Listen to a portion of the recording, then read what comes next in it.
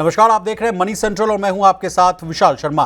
केंद्र सरकार ने रेलवे कर्मचारियों को दिवाली पर बोनस देने का ऐलान कर दिया है। अब दिवाली से पहले बोनस तो मिल गया, इसी के साथ सरकारी कर्मचारियों के मन में कई तरह के जो सवाल हैं वो उमड़ रहे हैं।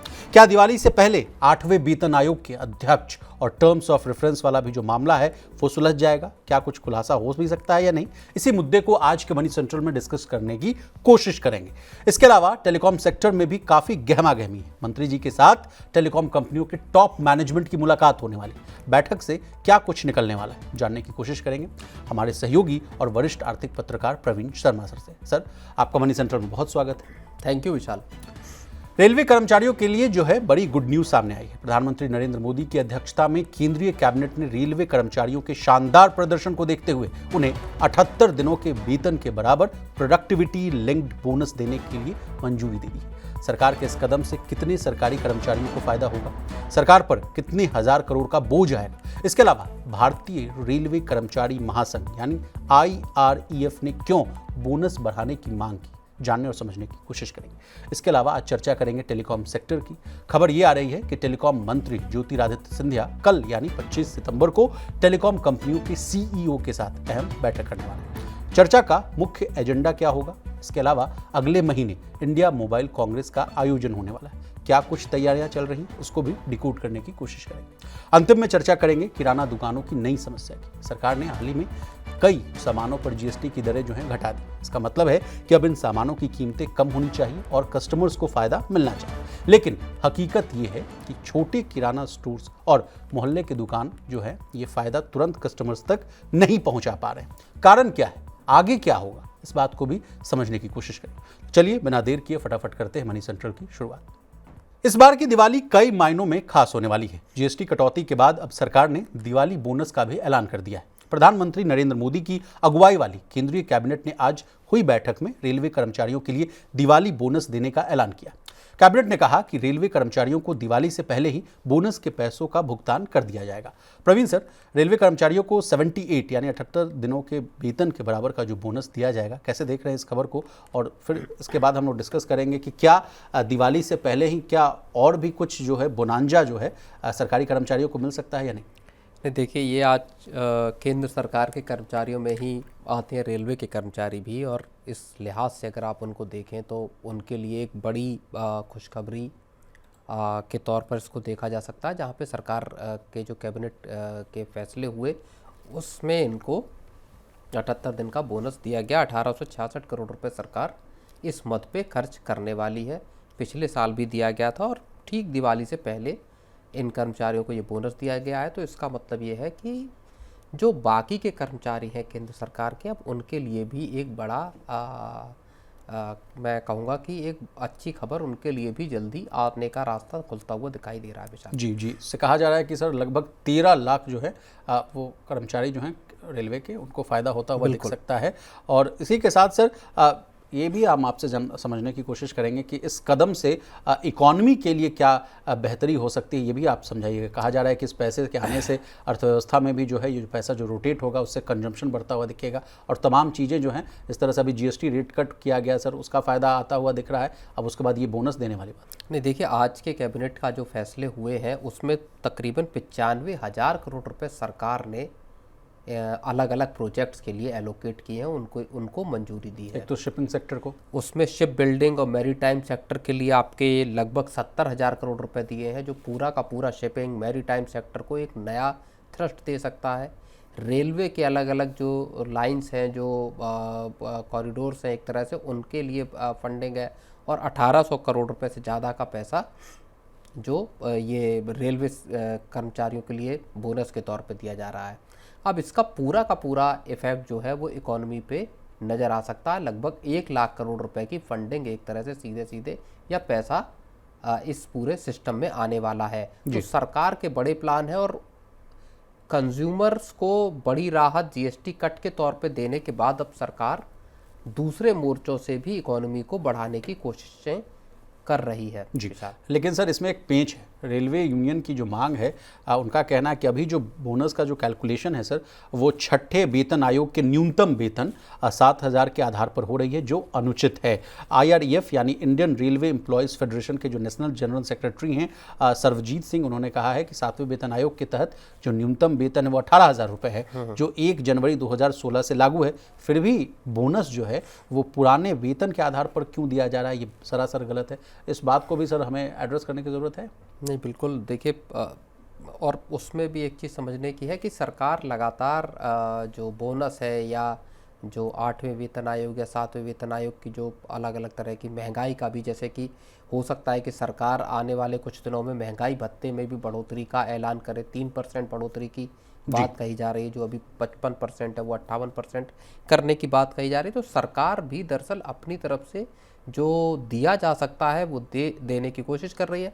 बाकी जो कर्मचारियों की मांग है, जाहिर तौर पर उसमें भी अगर छठवें वेतन आयोग के न्यूनतम वेतन को आधार बना के अगर बोनस की गणना की जा रही है या कैलकुलेशन किया जा रहा है, तो जाहिर तौर पर यहाँ सरकार को, अब चूंकि 8वां वेतन आयोग तो अभी बना ही नहीं है, 7वां वेतन आयोग की ही के जो वेतन के जो स्ट्रक्चर हैं, सैलरी स्ट्रक्चर्स हैं, उसके बेस पे किया जा सकता है। सरकार को उसमें देखना होगा, हो सकता है आने वाले वक्त में सरकार इस चीज़ में इसको सुनवाई करे इस बात की। आपने बहुत अच्छा एक मुद्दा उठाया सर, डीए वाला। ये लास्ट जो है डीए में बढ़ोतरी होगी बिकॉज की अगर 1 जनवरी 2026 से बात की जाए तो 8वें वेतन आयोग की जो है शुरुआत होती हुई नजर आएगी।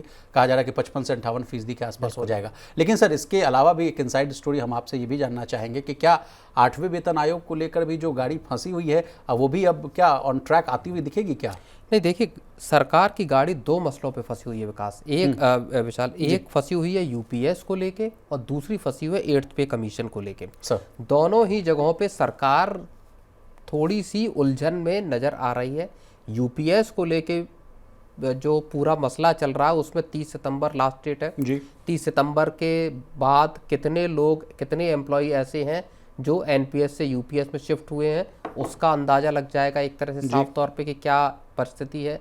क्या उसके बाद सरकार कुछ बड़ा फैसला लेती है? क्या 30 सितंबर के बाद 1 या 2 अक्टूबर को, जब दशहरा है 2 अक्टूबर को, क्या वहाँ सरकार 8वें वेतन आयोग का ऐलान करेगी? क्या वहाँ यूपीएस को लेके कुछ बड़ा ऐलान कर सकती है जी?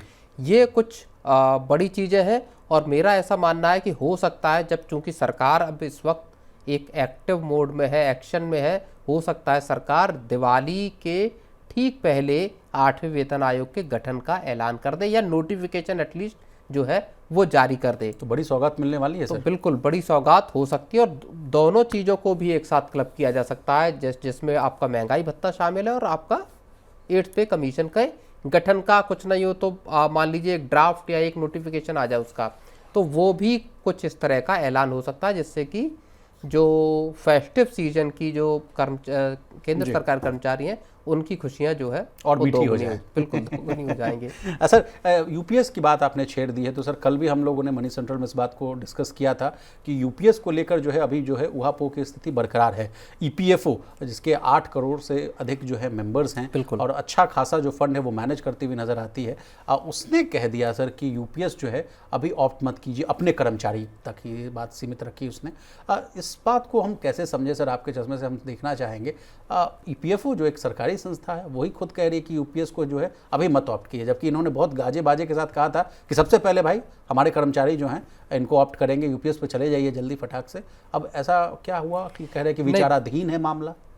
नहीं, देखिए, हो इसमें ये सकता है कि यूपीएस पर भी सरकार कोई बड़ा फैसला ले, क्योंकि जो यूपीएस का अब तक का जो उसका जो परफॉर्मेंस है, एक तरह का रिस्पॉन्स है जो लोगों का, वो बेहद हल्का है। यहाँ पे out of 30 lakh only 31,000 has opted.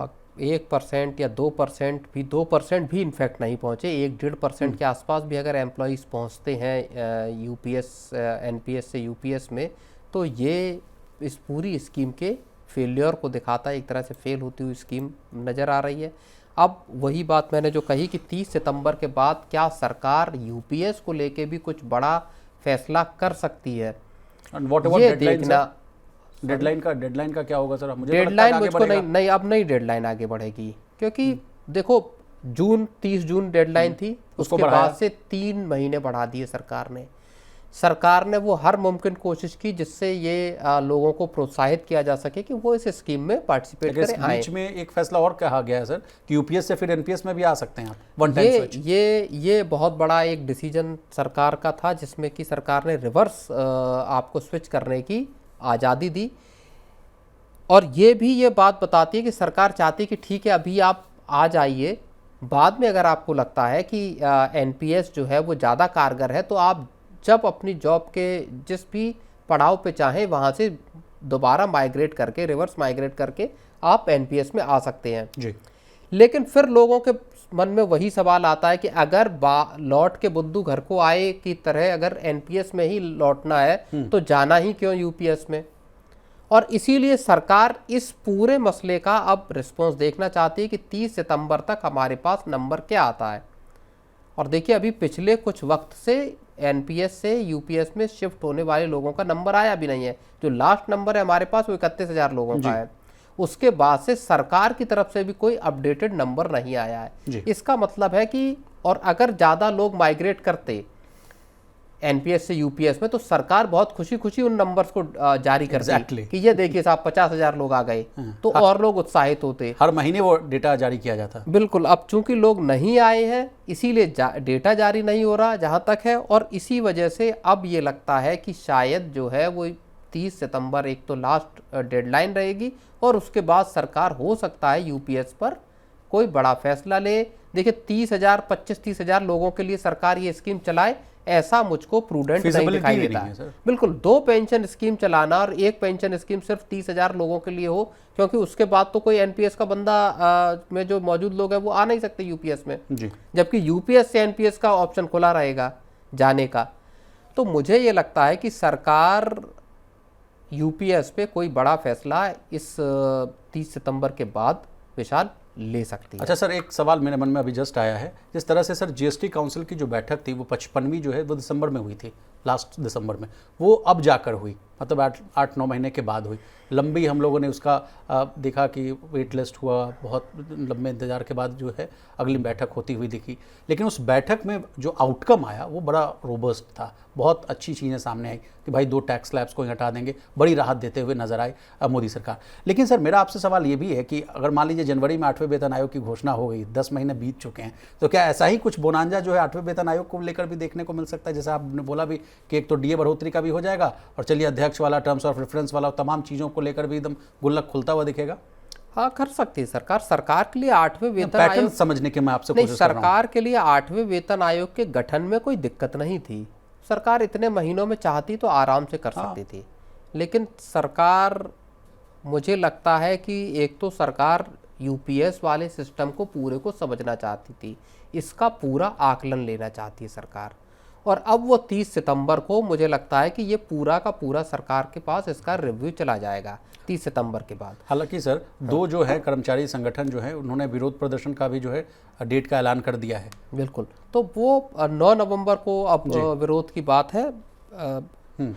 तो अब जब 1 या 2 तारीख को जब पूरी सरकार के सामने तस्वीर साफ हो जाएगी, उसके बाद सरकार, देखिए सरकार के दिमाग में आयोग का जो स्ट्रक्चर क्या होगा, ये सारी चीज़ें सरकार के पास होंगी। सरकार को केवल इसको रिलीज करना है और वो कभी भी उसको कर सकते हैं। सरकार उसको होल्ड करके बैठी है कि एक बार हम टाइमिंग का इंतजार किया। बिल्कुल, एक बार हम यूपीएस का रिस्पांस देख लें, उसके बाद हम फेस्टिव सीजन में कभी भी इसका आपका ऐलान कर देंगे। चलिए सर आगे बढ़ते हैं। भारतीय टेलीकॉम सेक्टर में हलचल जो है वो तेज हो गई। मीडिया रिपोर्ट्स के मुताबिक टेलीकॉम मंत्री जो है ज्योतिरादित्य सिंधिया टेलीकॉम कंपनियों के टॉप मैनेजमेंट से मुलाकात करेंगे। इस बैठक में रिलायंस जियो के चेयरमैन आकाश अंबानी और वोडाफोन आइडिया के सीईओ अक्षय मुंद्रा के शामिल होने की संभावना जताई जा रही है। प्रवीण सर, खबरें ये भी आ रही हैं कि टेलीकॉम सेक्टर में इन्वेस्टमेंट बढ़ाने को लेकर बातचीत हो सकती है। इसके अलावा मौजूदा जो चैलेंजेस हैं उन पर भी चर्चा हो सकती है। तो क्या सर इस एजेंडा में वीआई भी शामिल है क्या? वोडाफोन आइडिया को कैसे बचाया जाए? और हालांकि सर 26 तारीख को सुनवाई भी है। देखिए, एक्सपेंशन हो, 5G हो या बाकी आपके जो मसले हैं, मान लीजिए उन पे जो चर्चा होगी, या जो इंडियन मोबाइल कांग्रेस है इसको लेके क्या किस तरह से पूरा इवेंट होगा, इस सारी चीज़ों की चर्चा होगी। लेकिन जो असली जो नज़र होगी सबकी वो होगी कि एजीआर बकाये पे सरकार की जो बैठक है जो पूरी है, इसमें क्या एजीआर बकाये को लेके बातचीत होती है? क्या इस बात को लेके चर्चा होगी कि टेलीकॉम ऑपरेटर्स जिस तरह की मुश्किल में फंसे हुए हैं वित्तीय तौर पे, कमाई को लेके, ख़ास तौर पर वोडाफोन आइडिया है, बीएसएनएल है, एमटीएनएल है, इनको लेके इनका क्या इसको लेके क्या सरकार का कोई रोड मैप है? एक आपका जो सैटेलाइट जो स्पेक्ट्रम है सेटकॉम, उसमें क्या रूल्स रहने वाले हैं जिसको लेके जो टेरेस्ट्रियल ऑपरेटर्स हैं और जो दूसरा जो तबका है सेटकॉम वाला, इनके बीच में एक तरह की रस्साकशी है। स्पेक्ट्रम को नीलाम कैसे किया जाएगा, इसको लेके है। शहरों में जो 500 रुपये पर यूजर का सालाना का चार्ज लगाने वाली बात है, यानी जिसको हम कुछ दिन पहले डिस्कस हमने किया था मनी सेंट्रल में, कि जो डीओटी ने जो ट्राई की सिफारिशें थी उसमें बहुत सारी चीज़ों को, पैसे वाली जो बहुत सारी चीज़ें थी उसको वापस करा है। सेटकॉम के लिए स्पेक्ट्रम की कॉस्ट जो कम है वो क्यों कम है? तो ये तमाम मसले क्या चर्चा में आते हैं, इनमें क्या सरकार का रुख रहता है, क्या कंपनियों का रुख रहता है?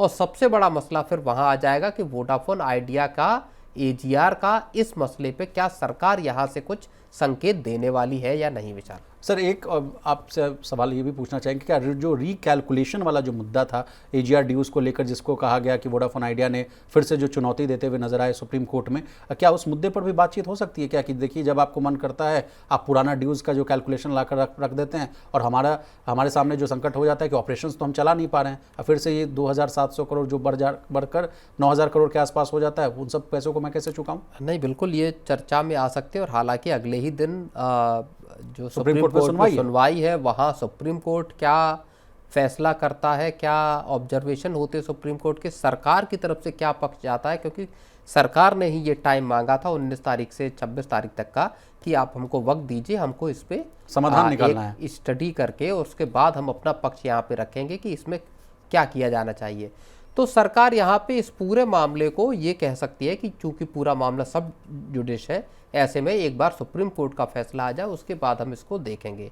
लेकिन एजीआर के जो बाकी का जो बकाया है, उसमें पेनल्टी का मामला है, उसमें इंटरेस्ट का मामला है, इस पर जोर दे सकती है एटलीस्ट आप ये मानकर चलिए वोडाफोन आइडिया। जी सर, हमारे व्यूअर की तरफ से एक सवाल आ रहा है, ये भी काफ़ी समय से मैं मनी सेंट्रल का अगर जो आप व्यूअर वाला जो सेक्शन है आप देखिए कमेंट सेक्शन, उसमें लोग पूछते हैं कि प्रवीण जी से ये भी पूछिएगा कि क्या सरकार इस बात पर भी चर्चा करेगी सर कि जिस तरह से जो मोबाइल टैरिफ जो है हाइक है, इतना जो महंगा लग रहा है लोगों को, वो उसमें कमी लाने को लेकर क्या चर्चा हो सकती है, नहीं हो सकती मंत्री साहब से?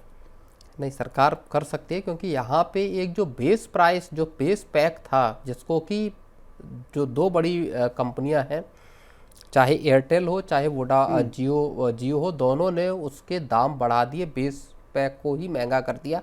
वहाँ सरकार इनसे इस बात का स्पष्टीकरण या इस चीज़ पर चर्चा कर सकती है कि आपने आखिर, और ट्राई का उस पर जो ऑब्जेक्शन भी आया हुआ है, इस पे चर्चा हो सकता है की जाए। लेकिन आप ये समझ के चलिए कि क्या अगर रिचार्ज सस्ता होने वाला है तो इसके आसार बहुत कम है विशाल।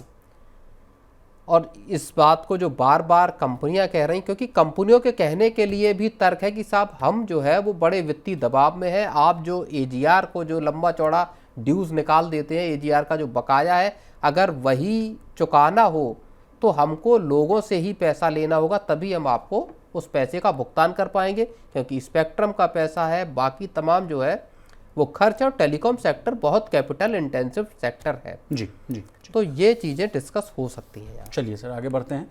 सरकार ने कई सामानों पर जीएसटी की दरें घटाई ताकि कस्टमर्स को सस्ता सामान मिल सके, लेकिन छोटे किराना स्टोर्स और मोहल्ले की दुकानें जो हैं ये फ़ायदा जो है तुरंत नहीं पहुंचा पा रहे हैं, क्योंकि उनके पास पुराना स्टॉक जो है वो ऊंचे टैक्स पर खरीदा हुआ है, जिससे कम दाम पर बेचने में उन्हें घाटा हो रहा है। इसके अलावा प्रवीण सर, छोटी दुकानों का जो मार्जिन है वो बहुत कम होता है, इसलिए वे जो नुकसान है उसको झेलने की स्थिति में नहीं होते हैं।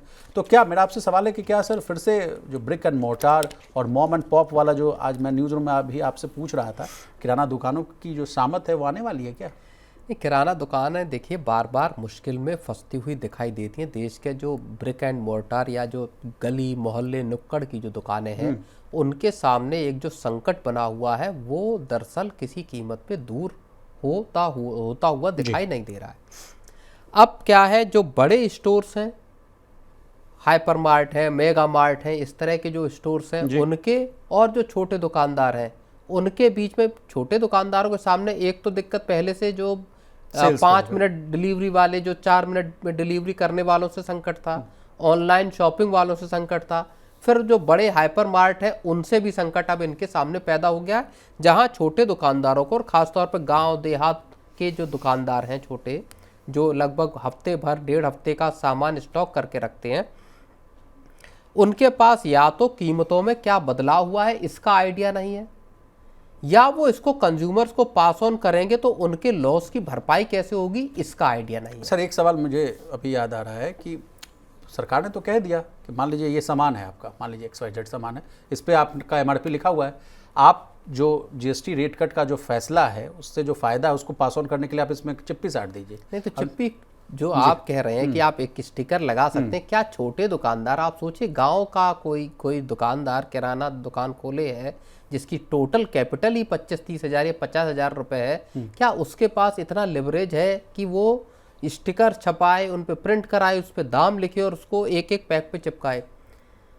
तो वहाँ उनकी दरअसल तो सर ऐसा मैकेनिज्म बनाना चाहिए था, प्रतिस्पर्धा से वो बाहर हो जाते हैं। प्रवीण सर, ऐसा मैकेनिज्म बनाना चाहिए था कि पुराने स्टॉक को हम लोग फिर उसी कंपनी को वापस भेज दें और फिर वो रीलेबलिंग होकर आ जाए। अब उसमें देखो एक संकट और है जो मुझे समझ में आता है, और जो FMCG कंपनियां हैं या डीलर्स, जो डिस्ट्रीब्यूटर्स हैं एटलीस्ट, वो इसका समाधान कैसे निकालेंगे ये सोचने वाली बात है।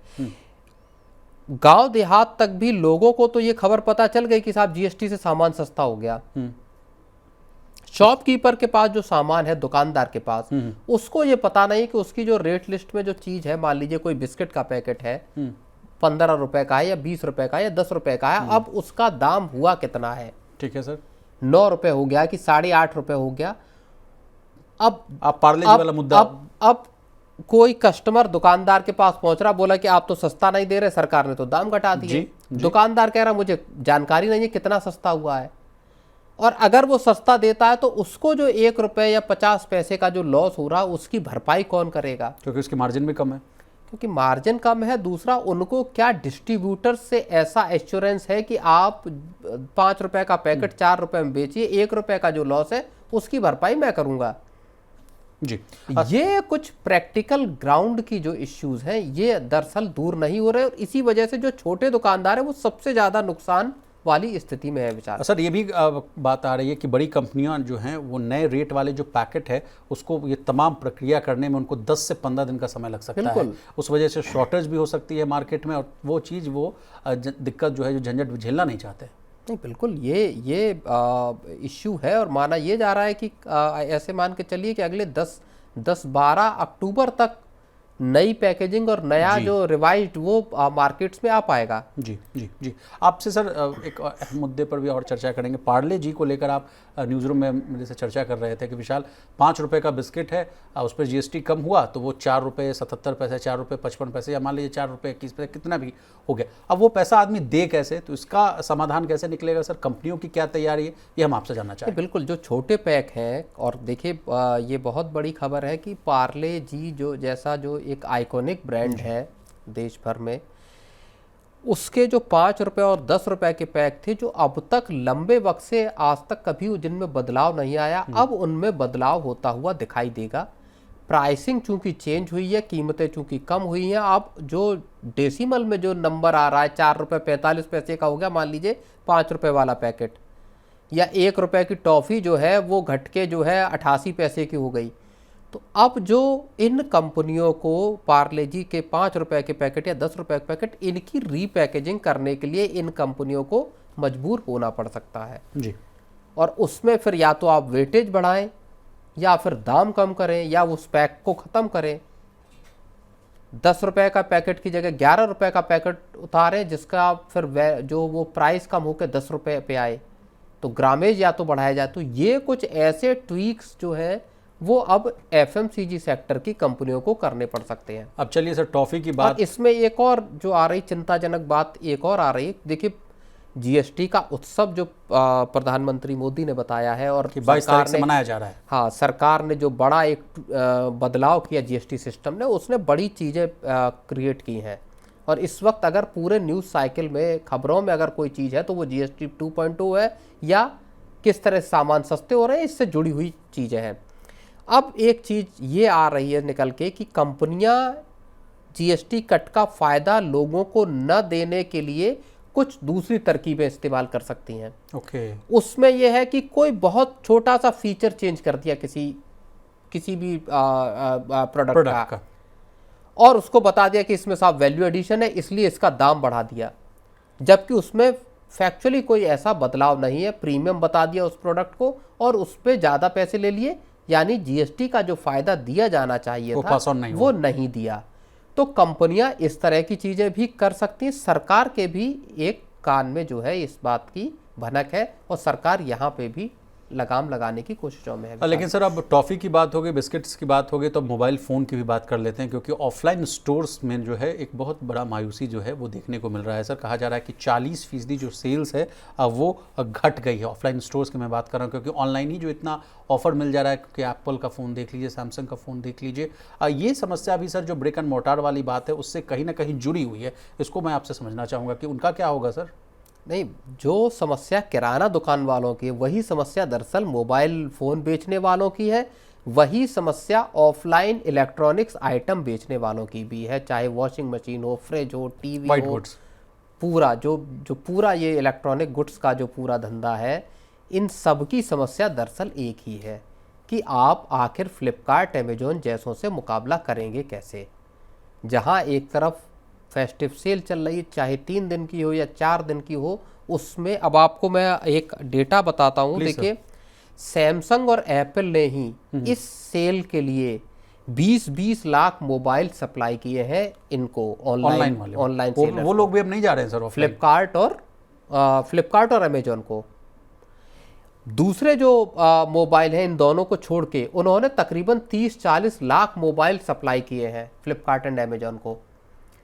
अब आप इसका मुकाबला कीजिए, जो ऑफलाइन स्टोर है वो किस तरह से आपका अमेजोन या फ्लिपकार्ट का मुकाबला कर रहे हैं, जब वहाँ पे एक जैसा प्रोडक्ट अगर आप देख रहे हैं तो मान लीजिए सबसे सस्ता मोबाइल भी होगा, वो भी ऑनलाइन और ऑफलाइन के बीच में उसमें प्राइसिंग का गैप है। नहीं सर, दुकानदार ये भी कंप्लेन कर रहे हैं कि कुछ यूजर्स जो है हमारे पास आते हैं और वो कहते हैं कि देखिए हमारे मोबाइल पर जो ये रेट दिख रहा है आप इस रेट पर देंगे, और वो कहते हैं कि भाई हमारे यहाँ जो लॉजिस्टिक का कॉस्ट है, हमारा बिजली बत्ती, हमने एक स्टाफ रखा है, हमारे यहाँ का ये जो खर्च है वो कहाँ से जाएगा। नहीं, तो उससे देखिए एक आम कंज्यूमर को उससे कोई फ़र्क नहीं पड़ता कि आपका लॉजिस्टिक्स का खर्च क्या है, आपके AC और आपके स्टाफ का खर्च क्या है। इससे कोई व्यक्ति जो जा रहा है सामान लेने, उसका पहला फोकस अपनी जेब पे है कि क्या मेरी जेब में 100 रुपये बच रहे हैं कि नहीं।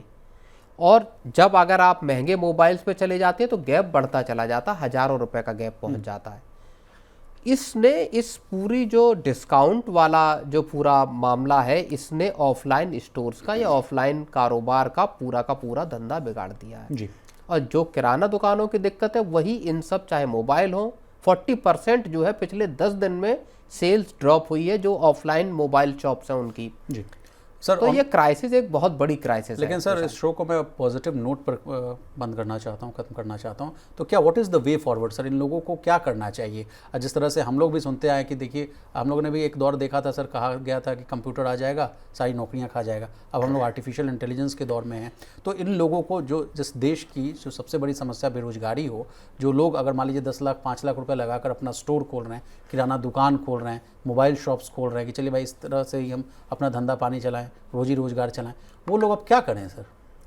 देखिए उसमें एक चीज़ ये हो सकती है, जैसे अब उसमें कंपनियों को जो मान लीजिए मोबाइल कंपनियां हैं और जो शॉप वाले शॉप्स जो हैं मोबाइल बेचने वाले, इनको वे आउट निकालना पड़ेगा। जो मोबाइल कंपनियां हैं उनको जो स्टोर्स हैं, ब्रिक एंड मोर्टार वाले स्टोर्स हैं, उनके लिए उनको डिस्काउंट देने होंगे ज़्यादा, जो ऑनलाइन शॉप्स के मुकाबले। आप तभी बेच पाएंगे जब आप इनके साथ प्रतिस्पर्धा कर पाएंगे। अदरवाइज क्या है, ये पूरा मार्केट धीरे धीरे ऑर्गेनाइज्ड सेक्टर की तरफ शिफ्ट कर जाएगा। अब आप जो अमेजॉन या फ्लिपकार्ट है, यहाँ डीप पॉकेट डिस्काउंट है, कैश बर्न वाला पूरा मामला है। इनसे आप मुकाबला तभी कर सकते हैं जब कंपनियां आपको ज़्यादा डिस्काउंट दें, ताकि जो सेल्स आपकी, अगर मान लीजिए 60% अगर आपकी ऑनलाइन निकल रही है तो 40% आपकी ऑफलाइन सेल्स निकले। सर क्या ऐसे इस बात पर सर मैं आपसे अदरवाइज अमेजॉन और फ्लिपकार्ट का मुकाबला कोई एक सामान्य स्टोर वाला नहीं कर सकता। इसमें जो कंपनियां हैं वो तो चाहेंगे ही नहीं, वो तो चाहेंगे कि भाई जहां मुझे प्रॉफिट कम होगा, सॉरी माफ़ कीजिएगा, प्रॉफिट ज़्यादा होगा वहीं हम अपने लोगों को भेजेंगे। अब ऑनलाइन वो कई बार सर हम लोगों ने डाबर की भी स्टोरी की थी, जो कह रहे थे कि अपने कई प्रोडक्ट्स को लोग ऑनलाइन के माध्यम से ही बेच रहे हैं, तो वो तो कंपनियां तो नहीं चाहेंगे। तो क्या यहाँ पर सरकार का इंटरवेंशन जरूरी नहीं, एक लॉ लाया जाए, कोई कानून बनाया जाए कि भाई इक्विटेबल डिस्ट्रीब्यूशन हो, 60% आप ऑनलाइन वालों को दीजिए। सरकार कोटा सिस्टम नहीं कर सकती, सरकार इंस्पेक्टर राज नहीं ला सकती विशाल। ओके, तो चलिए सर, इस समस्या का कैसे समाधान होगा ये तो वक्त ही बताएगा। लेकिन प्रवीण सर, आपका बहुत शुक्रिया, आपने कीमती समय निकाला, तमाम विषय को बहुत ही आसान भाषा में विस्तार से समझाने की कोशिश की। तो आज के मनी सेंट्रल में बस इतना ही। इसी तरह देश, दुनिया और बिजनेस जगत से जुड़ी तमाम ताज़ा तरीन खबरों के लिए बने रहिए हमारे साथ और देखते रहिए मनी 9।